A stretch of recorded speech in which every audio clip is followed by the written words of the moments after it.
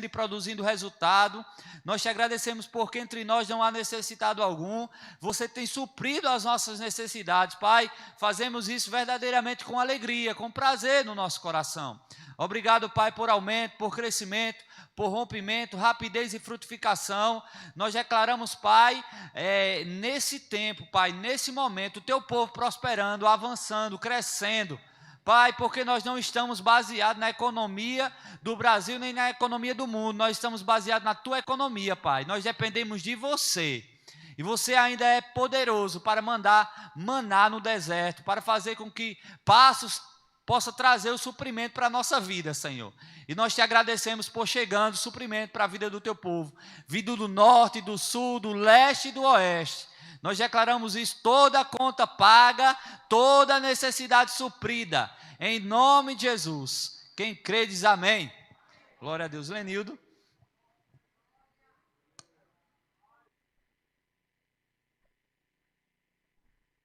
Aleluia. Eita, Deus bom. Jesus, nome sobre todo nome. Nome sobre todo nome. Jesus, é você? Oi? Oi? Ok? Todos estão me ouvindo? Aleluia! Graças e paz, meus amados. Temos mais uma oportunidade hoje de ministrarmos ao Senhor, né, com a nossa vida, com a nossa adoração, com o nosso louvor, com os nossos dízimos. Existem inúmeras formas de a gente cultuar, ou de nós cultuarmos ao Senhor. Né, e estamos diante de mais uma oportunidade. Precisamos celebrar esse momento que retornamos. Amém? O diabo tentou parar a igreja de Cristo, não conseguiu. E não vai conseguir, porque não vai prevalecer. Amém? Não tem como prevalecer. Ele vai tentar, mas não vai prevalecer. Porque a igreja é maior. O que habita em nós é maior. O nome de Jesus está acima de todo nome. Amém? Nós precisamos estar convictos disso. Convictos dessa palavra para as nossas vidas e também para alcançar aqueles que estão ao nosso redor. Amém?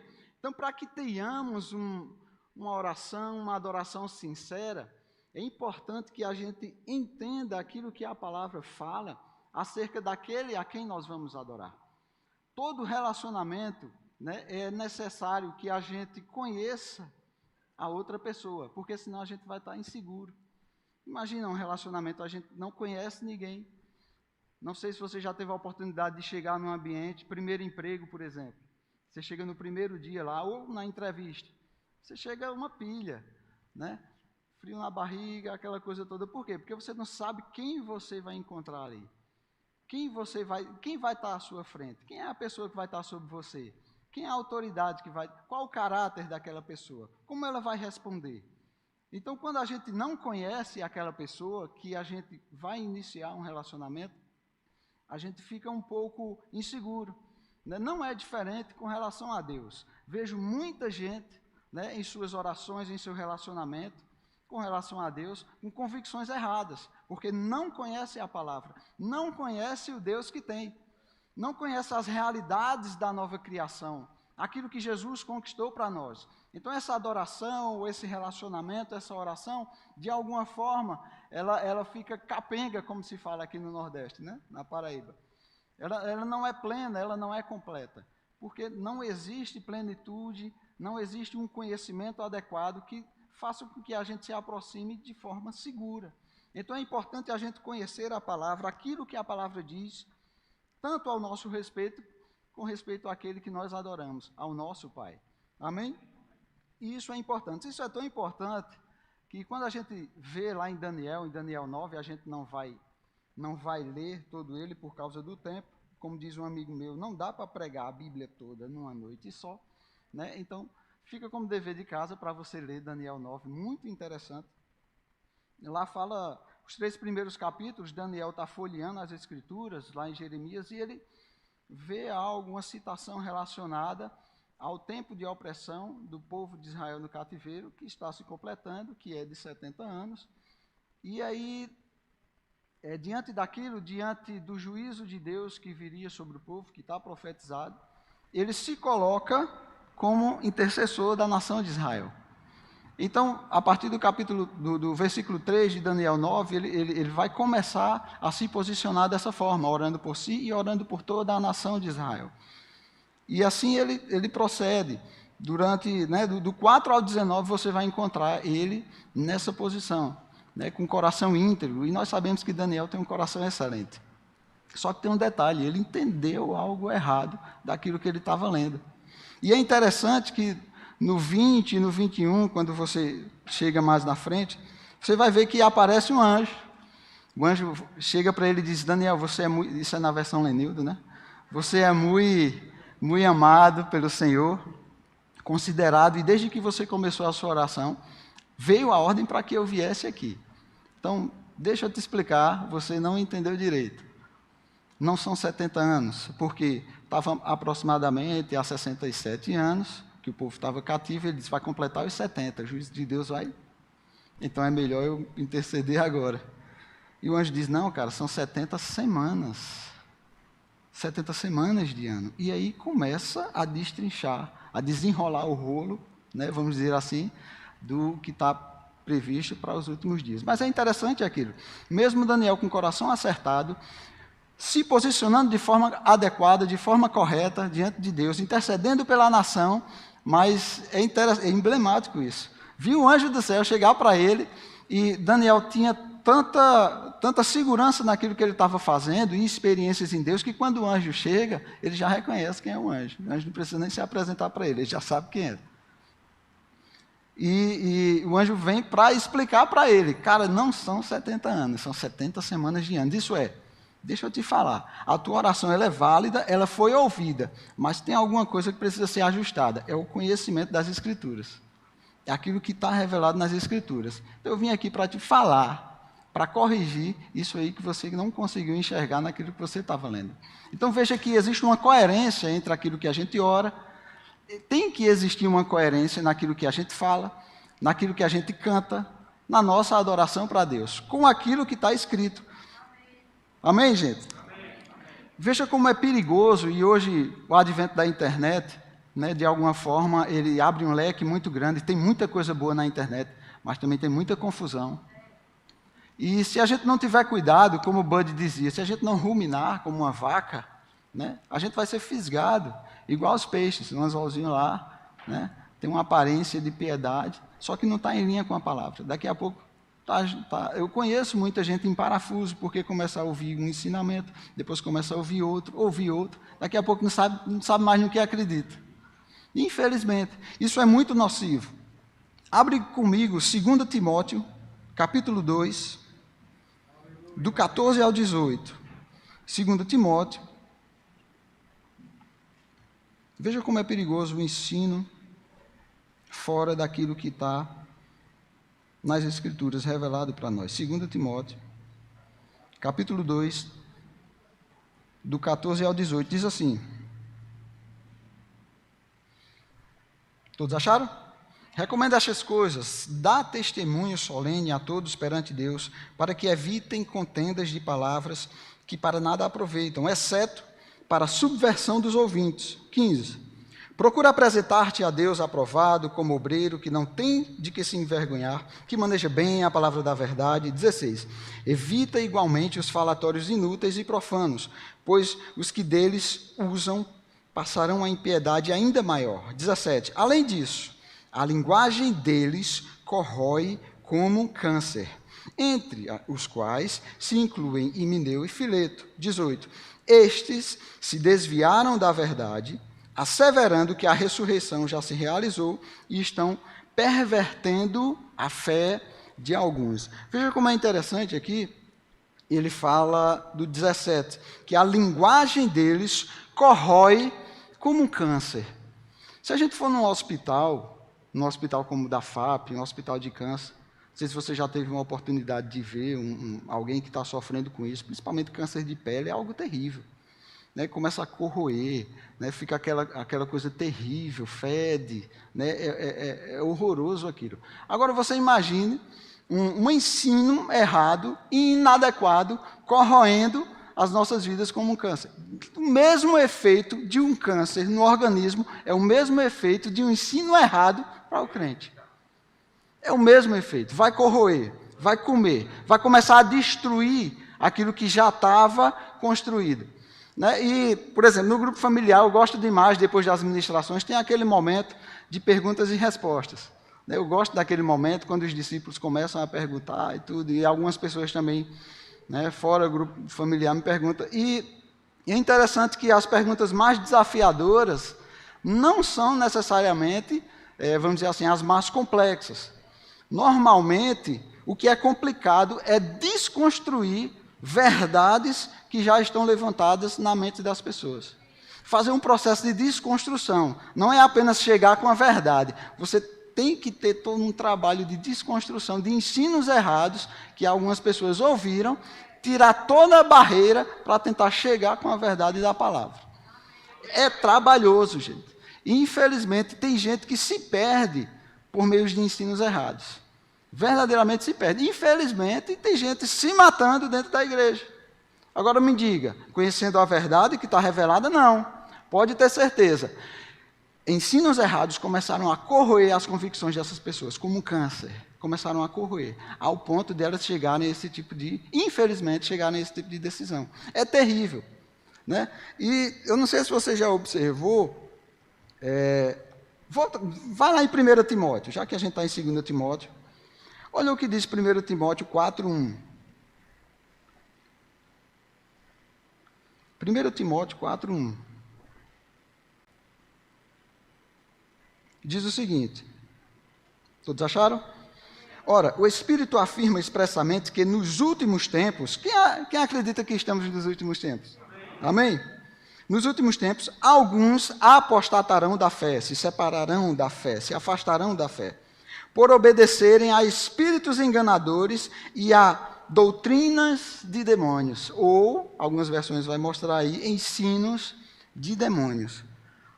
Eu acho interessante isso, porque todo o potencial que o reino das trevas tem para destruir a vida de alguém, a gente observa aqui que tem uma coordenação doutrinária no inferno. Porque aqui está falando de doutrina de demônios. Imagine, demônios doutrinadores.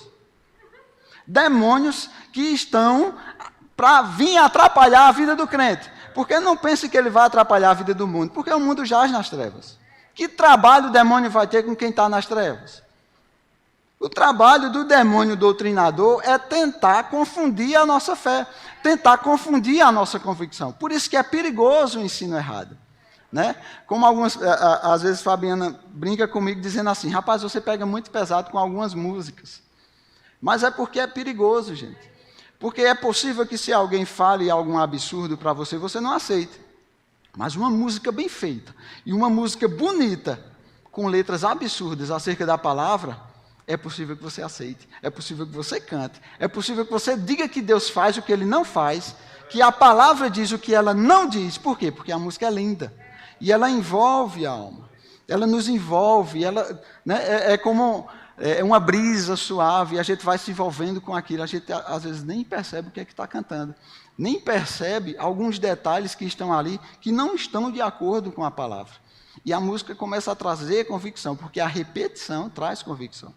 À medida que a gente vai cantando aquilo fica dentro de nós. Né? Tem algumas músicas antigas de propagandas que, se puxar um pouquinho, você vai lembrar, né?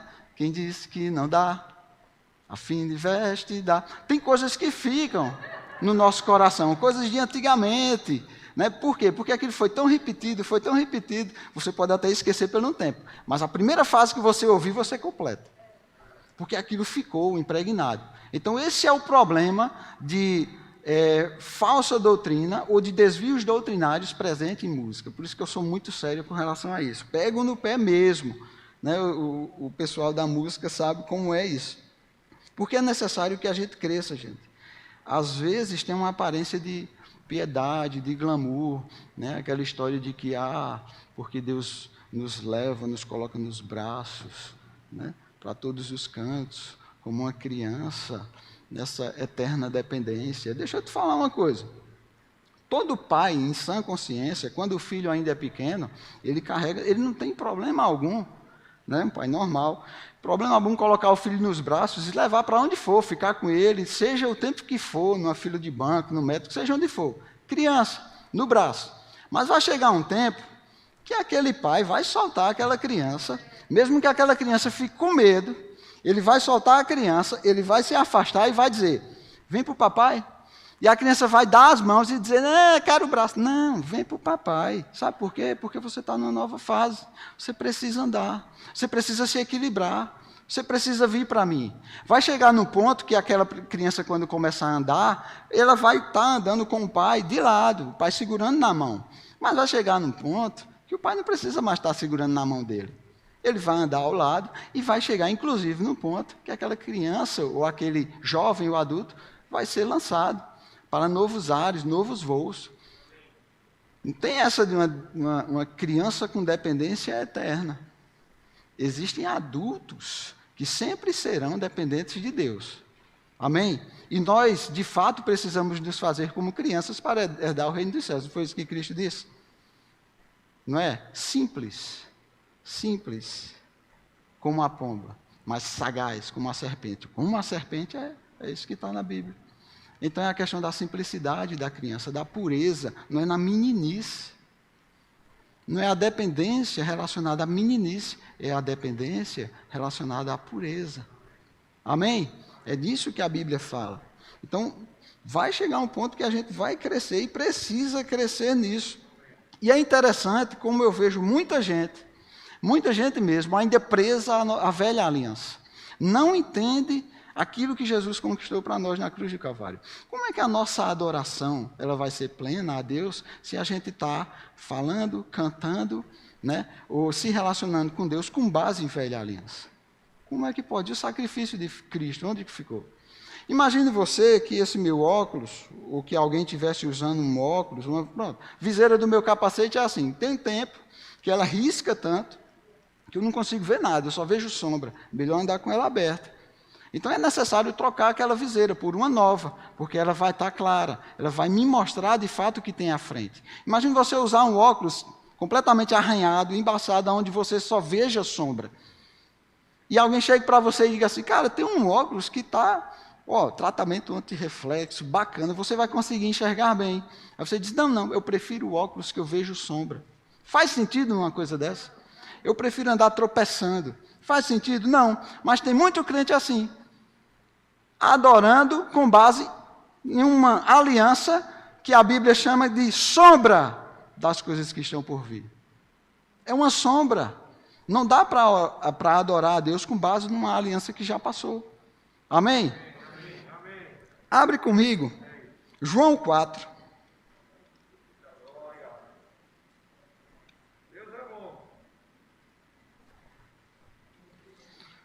João 4, do 9 ao 14.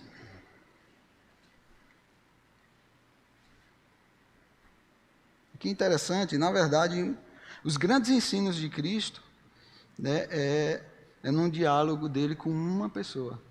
Às vezes a gente fica querendo pregar para muita gente, multidões, mas quando a gente observa na palavra, os grandes ensinos de Jesus, né, óbvio que existe inúmeros falando para multidões, mas se você observar a profundidade, quando ele está conversando com alguém, com uma pessoa, é algo extraordinário. Um desses é aqui, João 4, do 9 ao 14. Então, lhe disse a mulher samaritana, como sendo tu judeu, pedes de beber a mim, que sou mulher samaritana, porque os judeus não se dão com os samaritanos.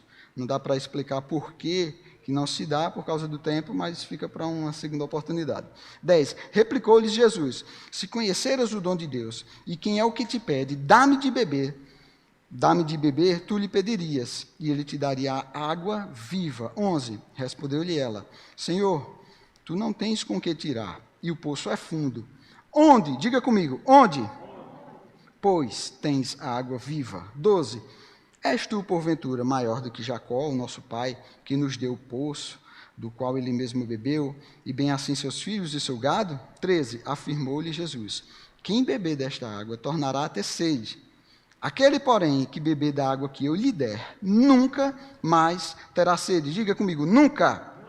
Pelo contrário, a água que eu lhe der será nele uma fonte a jorrar para a vida eterna. Meu Deus do céu, que maravilha. Aquela mulher perguntando a ele, onde você vai tirar essa água viva? Onde? Cadê?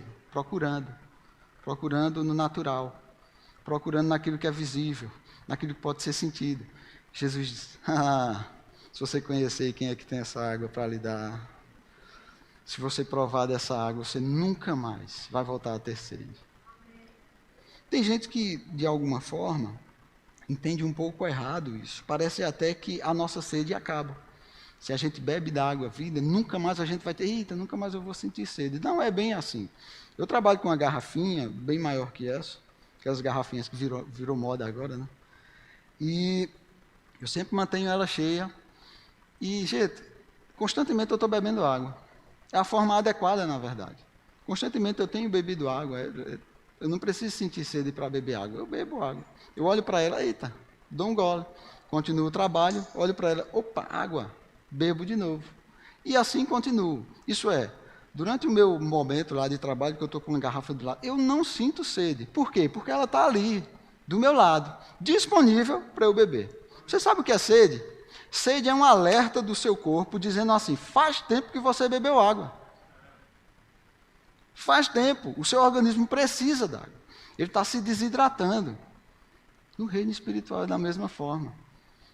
Se a gente constantemente está tendo sede, gente, é porque faz tempo que a gente bebeu. Mas a fonte está lá presente. Para quê? Para que a gente beba, independente de qualquer coisa. Deixa eu te falar uma coisa. Eu quero que você guarde 2 cenários na mente, tá? Em 1 Reis, do 18, do 43 e 44, né, lá fala acerca de Elias que pede para o seu moço ir lá fora e olhar, orando por chuva, né, diante daquela situação, para ver se ele vê alguma coisa. E por 7 vezes ele vai, olha, não vê nada, absolutamente nada. Mas na 7ª vez ele diz, rapaz, eu vi uma pequena nuvem ali, tamanho da mão do homem. Aí ele diz, corre que o bicho vai pegar, lá vem chuva, né? É um texto clássico, tem música, inclusive, falando sobre isso. Mas eu quero que você guarde essa cena aí, né? Um profeta orando e pedindo para o seu servo ir lá, tem nuvem ali, vem chuva ali, certo? Guarda isso. Agora, em Ezequiel 47, outro profeta, né, tem uma visão do 47, do 1 ao 5, Ezequiel 47, do 1 ao 5. Eu não vou ler todo por causa do tempo, mas o 5, lá ele tem a visão de uma fonte que flui de dentro do templo, do interior do templo, e ela começa a inundar todo o templo. Começa a dar nos joelhos, né, nos artérios, no tornozelo, e ela vai crescendo. E no 5 diz assim, mediu ainda outros 1000, e era já um rio, que não podia atravessar porque as águas tinham crescido, águas que se deviam passar a nado, rio pelo qual não se podia passar. Eu não vou entrar aqui nos detalhes escatológicos relacionados a essas profecias, porque a gente não tem tempo para isso, nem é o foco dessa noite. Mas eu quero que você guarde essas 2 imagens aí. Um profeta orando por causa de uma situação que estava acontecendo e pedindo para o seu servo olhar se a chuva chegou. O outro profeta tendo uma visão de um rio, de uma fonte de água fluindo do interior do templo, e diz respeito a algo que está à frente. Eu não sei se você sabe, mas existe uma classificação relacionada a rio, né? Existe um rio temporário e existe o rio, né, chamado intermitente. O rio temporário, né, nós temos aqui o rio Paraíba, por exemplo. Foi necessário fazer um desvio de fluxo de um rio intermitente, que é o rio São Francisco, para desaguar no rio temporário, que é o rio Paraíba. Qual é o problema do rio temporário? Ele depende de chuva. Se não vier chuva, é seca. Qual é a bênção de um rio intermitente? Ele não depende de chuva, ele depende de uma fonte. Eu não sei se você conseguiu pegar. O problema de muitos cristãos é que eles ainda estão olhando para cima e esperando a chuva do avivamento chegar. Enquanto Jesus disse, se você beber dessa água, meu filho, é do seu interior que vai fluir. Sabe que um rio intermitente, não é que ele despreze a chuva. Quando a chuva vem, é o plus. Porque ele cresce. Ele fica maior. Ele inunda. Mas se não tiver chuva, ele está lá. Ele não seca. E quem estiver próximo a ele, prospera. Essa é a nossa vida na nova aliança. De um rio que flui de dentro de nós. Porque a fonte está dentro de nós. A gente não precisa estar olhando para cima para saber se vai vir chuva. Se ela vier, é crescimento, é plus. A gente vai avançar com isso. Mas se for em um momento de seca, nós vamos prosperar. Por causa da fonte, da água viva que está dentro de nós. Amém? Isso é o que foi conquistado para nós. Não temos que estar cantando a velha aliança. Não temos que ainda estar esperando Deus nos abençoar. Ele já nos abençoou. Não temos que estar esperando Ele levantar a nossa cabeça. Ele nos colocou nas regiões celestiais em Cristo Jesus. Entende, gente? Não temos que estar esperando Deus fazer as coisas. Em Cristo, a Bíblia fala que Cristo é a plenitude de Deus. Dele nós conquistamos todas essas coisas. Amém? Então nós precisamos ter cuidado com relação a isso. Jesus estava tentando ensinar aquela mulher uma realidade espiritual e ela perguntando a ele, aonde? Aonde é que tem essa água? Me diga, aonde é que tem essa água? Amém? Olha que interessante, lá em João, e eu vou mexer um pouquinho com você agora, João 6, do 26 ao 68, eu não vou, isso vai ficar lição de casa para você ler isso aqui. João 6, do 26 ao 68. Eu vou parafrasear para você. Existe uma multidão que estava seguindo Jesus, e Jesus começa a repreender essa multidão, dizendo, rapaz, esse povo está me seguindo por causa da multiplicação dos pães. Esse povo está me seguindo por causa dos milagres. E Jesus começa a dizer, ei, eu sou o pão vivo que desceu do céu. Os pais de vocês comeram de um maná, só que eles morreram. Agora, quem comer desse pão vivo, ainda que morra, viverá. Eu sou o pão vivo. E aí algumas pessoas começaram a se escandalizar com aquilo. E ainda mais, né? Se você observar aqui, no 52, João 6, 52, se você puder ler do 26 ao 68 em casa, é bom para que você entenda toda a história. João 6, 52 diz assim, disputavam, pois, os judeus entre si, dizendo, como pode este dar-nos a comer a sua própria carne? Porque Jesus estava trazendo uma nova revelação. 53, respondeu-lhes Jesus, em verdade vos digo, se não comerdes a carne do Filho do Homem e não beberdes o seu sangue, não tendes vida em vós mesmos. Meu Deus, eles estavam preocupados com a carne, mas Jesus adicionou o sangue. É comer a carne e beber o sangue ainda. 54, quem comer a minha carne e beber o meu sangue tem a vida eterna, e eu ressuscitarei no último dia.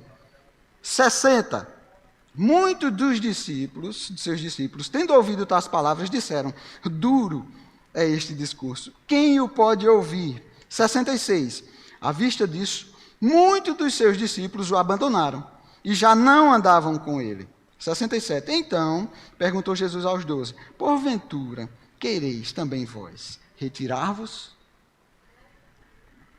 68, respondeu-lhe Simão Pedro, mais uma excelente revelação dele, né? Para quem iremos? Tu tens as palavras de vida eterna. Agora observa se na sua Bíblia tem para onde. A pergunta da mulher para Jesus foi, aonde tem água? Aonde tem água viva? Onde? Veja se aqui na sua Bíblia tem para onde. Se eu for ler em várias versões, não vai dar tempo, é para quem? Não é para onde. Lá no texto que nós lemos da mulher samaritana, ele pergunta a Jesus, aonde é o lugar da adoração? Aonde é o lugar da adoração? É no monte? Ou é no templo? Jesus disse, nenhum nem outro. É em espírito e em verdade. Não é onde, é quem. Para quem iremos? Entende? Aí o autor de uma música aí, ele colocou, e além disso, para deixar a música mais bonita, ele a música do crente terrorista. Ele tocou fogo nas carroças, ele afundou os barcos. E lá na frente, ele diz assim, para onde eu irei? Aí ele achou pouco e disse assim, se eu não tenho para onde voltar. Por quê? Porque ele tocou fogo nas carroças, afundou os barcos. Como é que ele vai voltar? Tem um paralelo histórico aí, que não vai dar tempo para eu falar, né, de um conquistador chamado Cortês, que eu acho que o cara pensou literariamente nisso e quis deixar a música mais bonita com isso. Gente, mas que adoração espontânea é essa de eu seguir a Jesus simplesmente porque eu não tenho para onde voltar mesmo? É o jeito, Jesus, eu vou te seguir. Faz sentido isso? Não, nós temos para onde voltar. Mas a nossa adoração ela é espontânea. Como diz uma música de Tales, todo dia o pecado vem e me chama. Todo dia as propostas vêm e me chamam. Todo dia vêm as tentações. Mas eu escolho Deus. Essa é a adoração espontânea. Eu não tenho para onde voltar. Onde é que está escrito isso? Para onde voltar? É para quem? Para quem nós iremos? Não é para onde. Não é o lugar. É a quem estamos adorando. É a pessoa. Jesus diz, eu sou o verdadeiro pão vivo. Não é o que eu posso oferecer. Eu sou o alimento, não é o que eu posso multiplicar. Eu sou o alimento. Eu sou o motivo da adoração. Eu sou o motivo do louvor. Eu sou o motivo da oração. Amém, gente? Ele é o verdadeiro alimento. Amém? Me desculpe se era uma música predileta sua. Mas tem algumas coisas interessantes, porque assim, o pessoal faz um malabarismo teológico muitas vezes para fazer algumas músicas, e tem que fazer malabarismo mesmo para tentar encaixar e tentar ver se... Tem outra que eu vi há pouco tempo, que diz assim, no lugar da tua vergonha, eu vou te honrar. Volta para o lugar da tua vergonha. E aí é um malabarismo teológico mesmo, porque se a gente vê o texto que está relacionado a isso, é Isaías 61, do 1 ao 11. Aquele texto famoso, lembra? O Espírito do Senhor Deus está sobre mim, porque Ele me ungiu. Enfim, né? E aí ele vem falando acerca da volta de Jesus. Isso é uma profecia de dupla referência que aponta para o futuro, né? Profecia escatológica. E ele vem falando daquilo que vai se realizar e que vai acontecer, tanto na primeira vinda como na segunda vinda de Jesus. E ali, lá no finalzinho, quando fala no lugar da vergonha, dupla honra, está relacionado ao povo de Israel. Se você for ler Daniel 9, por várias vezes você vai ver Daniel orando, intercedendo pelo povo, dizendo assim, Senhor, nos perdoa pela nossa vergonha, pela vergonha de te deixar, pela vergonha de te desprezar, pela vergonha de rejeitar a Jesus. No lugar da vergonha, por quê? Está proposto profeticamente que a nação de Israel, de um modo geral, ela vai se arrepender e ela vai reconhecer o Messias. Onde é que a gente vê isso? Lá em Zacarias 12:10. Zacarias 12:10 diz assim, derramarei sobre a família de Davi e sobre os habitantes de Jerusalém um espírito de ação de graças e de súplicas. Olharão para mim aquele a quem transpassaram e chorarão por ele, como quem chora a perda de um filho único, e lamentarão amargamente por ele, como quem lamenta a perda do filho mais velho. Isso é o povo de Israel, acuado em Jerusalém, o exército do anticristo vindo contra eles, e eles sem ter para onde ir. Porque eu não sei se você conhece, já estudou a geografia de Jerusalém, só tem uma entrada e uma saída. E o exército está vindo por onde o povo poderia fugir, não tem para onde eles irem. E aí você começa a entender o salmo que diz, eleva os meus olhos para os montes, de onde me virá o socorro. Porque não tem para onde ir, só tem monte ao redor de Jerusalém. Para onde eles vão fugir? Né? E Jesus, diante de Jerusalém, diz, Jerusalém, Jerusalém, que matas os profetas e apedrejas que estão enviados. Quantas vezes eu quis te ajuntar, como uma galinha ajunta os pintinhos, vós não quisestes. Não me vereis mais, até que digas, em hebraico está Baruch Rabá, Bashem Adonai, bendito é o que vem em nome do Senhor. Eles vão clamar, eles vão reconhecer, o anticristo não é o Messias. E eles vão entender, nós crucificamos o Messias. E essa é a vergonha que eles terão, porque eles tiveram a oportunidade de reconhecer, mas mataram o Messias. E eles não têm a quem clamar. Então ali haverá um arrependimento de toda a nação de Israel, e aí é quando Jesus vem, né? E Deus abre caminhos no deserto. A história é belíssima, não tem tempo de contar agora. Jesus desce no Monte das Oliveiras, a rocha se fende ao meio, a porta dourada se quebra, Jesus passa, o povo foge, e quem dá de cara com ele? O anticristo, bichinho. Não tem páreo. A Bíblia diz que ele vai derrotar com o sopro da boca. Nem tem guerra. Não há guerra. Amém? É nesse contexto. Então o pessoal faz um malabarismo teológico, joga numa música e diz, para que lançou a rede? Volta para o mar, para o lugar da tua vergonha, que eu vou te honrar. E qual é o lugar da honra? Se o lugar da honra não é no lugar da vergonha, onde é o lugar da honra? Nós vamos ler aqui. Abre comigo em 1 Pedro. 1 Pedro 5, do 1 a 9. Qual é o lugar, então, da nossa exaltação, da nossa honra? Está revelado, no novo, não no velho. Não é pegando o que está profetizado para Israel, tentando puxar para a gente. 1 Pedro 5, 1 ao 9. Rogo, pois, aos presbíteros que há entre vós, isso é Pedro falando ao seu corpo de ministros, eu, presbítero como eles, e testemunha dos sofrimentos de Cristo, e ainda co-participantes da glória que há de ser revelada, pastoreai o rebanho de Deus que há entre vós, não por constrangimento, mas espontaneamente como Deus quer, nem por sorte da ganância, mas de boa vontade, nem como dominadores dos que vos foram confiados, antes, tornando-vos modelos do rebanho. Ora, logo que o Supremo Pastor se manifestar, recebereis a imarcessível coroa da glória. O 5. Rogo igualmente aos jovens ministros, sede submissos aos que são mais velhos, outros sim, no trato de uns com os outros, sigindo-os todos de humildade, porque Deus resiste aos soberbos, contudo aos humildes concede a sua graça. 6. Humilhai-vos, portanto, sob a poderosa mão de Deus, para que ele, em tempo oportuno, vos... E é lugar de vergonha ficar abaixo da mão de Deus, se humilhando, por acaso? Você entende, gente? Como muitas músicas, o autor tem que fazer um malabarismo muito grande para tentar encaixar. Aqui diz, humilhai-vos, né? Sob a poderosa mão de Deus, para que em tempo oportuno vos exalte, lançando sobre ele a vossa ansiedade, porque ele tem cuidado de vós. Sede sóbrios, vigilantes, o diabo, vosso adversário, anda em derredor como um leão, que ruge procurando alguém para devorar. Resistir firmes na fé, certos de sofrimentos iguais aos vossos, estão se cumprindo em vossa irmandade espalhada pelo mundo. Vou concluir. Então, o lugar da nossa honra é humilhado embaixo da mão de Deus. É aceitando aquilo que a palavra fala. É tirando todo o achismo e se colocando diante daquilo que Deus fala por meio da sua palavra. Lançando sobre ele toda a ansiedade, porque ele cuida da gente.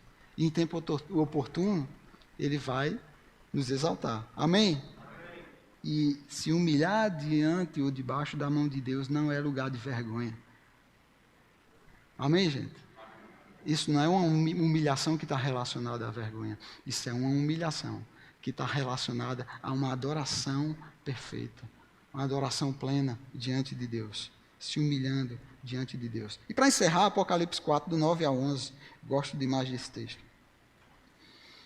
Apocalipse 4, do 9 ao 11. Acho interessante isso aqui, porque isso mostra essa visão de João nos céus, de como é a adoração diante daquele que está sentado no trono. É bom a gente observar essas coisas. Quando esses seres viventes deram glória, honra e ações de graças ao que se encontra sentado no trono, ao que vive pelos séculos dos séculos, os 24 anciãos prostrar-se-ão diante daquele que se encontra sentado no trono. Adorarão o que vive pelos séculos dos séculos e depositarão as suas coroas diante do trono, proclamando: Tu és digno, Senhor, e Deus nosso, de receber a glória, a honra, o poder, porque todas as coisas tu criaste. Sim, por causa da tua vontade, vieram a existir e foram criadas. Você pode ficar em pé? A gente está encerrando aqui a ministração. Aqui fala algo interessante no 10. Diz que esses 24 anciãos prostrar-se-ão diante daquele que está sentado no trono e depositarão, lançarão sobre eles as suas coroas. Coroas aqui no original, no grego, é Stéphanos, está relacionado a grinalda, né? Ou guirlanda, que era dada como prêmio aos vencedores dos Jogos Olímpicos. Quando os vencedores dos Jogos Olímpicos ganhavam alguma coisa, era dado a eles uma coroa. Botavam aqui, uma coroazinha. E eles iriam acumulando. Eram títulos, aquilo ali. Agora você imagina os 24 anciãos, com todos os seus títulos. Isso representa a adoração contínua, o sacerdócio eterno nos céus, retirando os seus títulos diante daquele que está sentado no trono e lançando sobre os pés. Todos os títulos. Não é só a ansiedade que a gente lança sobre Deus. Porque aquilo que a gente sabe é porque foi Deus quem nos deu o dom. Aquilo que a gente faz é porque Ele nos dá força. Aquilo que a gente consegue conquistar é porque Ele nos prospera. Então tudo aquilo que nós temos, todos os nossos títulos, as nossas coroas, são lançadas aos pés daquele que está no trono. Essa é a adoração. Essa é a verdadeira adoração. É a quem nós adoramos. Não é aonde adoramos, é a quem. É quem está presente aqui hoje. É quem está dentro de nós. É o rio fluindo de dentro de nós. Não é de evento a evento, atrás de... Tenho nada contra evento e nada contra a chuva de avivamento. Mas a gente precisa estar ciente de que se a chuva vier, é para fazer com que esse rio ele aumente de volume e cresça cada vez mais. E se for um período de seca, a gente vai prosperar. Amém, gente? E a gente precisa saber que essa água foi Jesus que colocou dentro de nós. A água viva que jorra para a eternidade. Amém? Pai, nós te agradecemos, nós te rendemos graça, Pai, por aquilo que você depositou dentro de nós, por aquilo que você conquistou para nós na cruz do Calvário. Essa água viva, esse pão vivo que desceu do céu, que se colocou disponível para que nós pudéssemos nos alimentar dele, para que nós pudéssemos nos nutrir dele, para que isso pudesse nos sustentar dia após dia. A tua palavra como luz, guiando os nossos passos, iluminando os nossos caminhos, a força do alimento que é você, Jesus. Nós queremos nos alimentar de ti, comendo a tua carne, bebendo o teu sangue, discernindo o teu corpo, vivendo entre irmãos, da forma que tem que ser vivida, Pai. Nós queremos discernir isso. E nós queremos te adorar, Pai, com tudo aquilo que você conquistou para nós, na cruz do Calvário. Nós queremos colocar todo o nosso entendimento naquilo que você revelou na sua palavra. Uma adoração plena, uma adoração verdadeira, em espírito e em verdade. Independente do lugar, independente do ambiente, independente das pessoas que estão ao nosso redor.